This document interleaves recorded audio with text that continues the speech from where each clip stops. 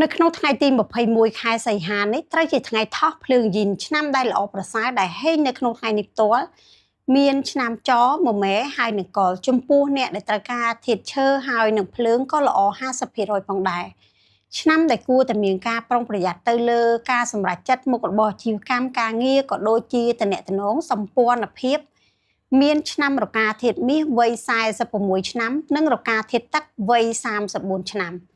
ទិសដែលយើងគួរតែជៀសវាងប្រុងប្រយ័ត្ននៅក្នុងការជួសជុលស្វានដំបុកគ្រឹះជាលក្ខណៈទ្រង់ទ្រាយធំ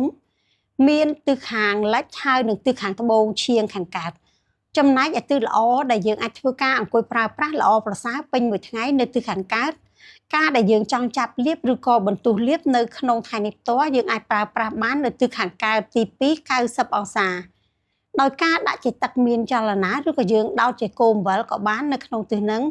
នៅក្នុងចន្លោះម៉ោង11ទៅម៉ោង1ថ្ងៃត្រង់និងមួយវេនចុងក្រោយម៉ោង1ទៅម៉ោង3រសៀលសម្រាប់កិច្ចការងារមួយចំនួនដែលយើងអាចចាប់ដើមឬក៏ប្រព្រឹត្តនៅក្នុងថ្ងៃនេះល្អប្រសើរ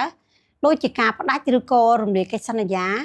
អាពាហ៍ពិពាហ៍ផ្លាស់ប្ដូរទីលំនៅការធ្វើទីផ្សារតំណែង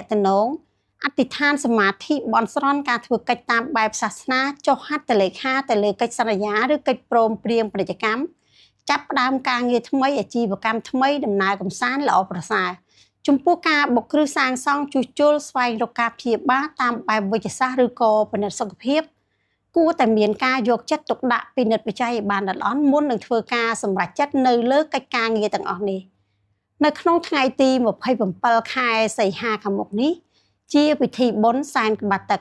សម្រាប់ខាងខ្ញុំមានរៀបចំជាกระดาษសែនជំនៀងផ្ទះ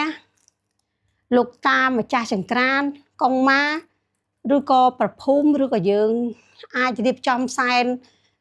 ខ្មោចអនាថាក៏បានផងដែរចំពោះ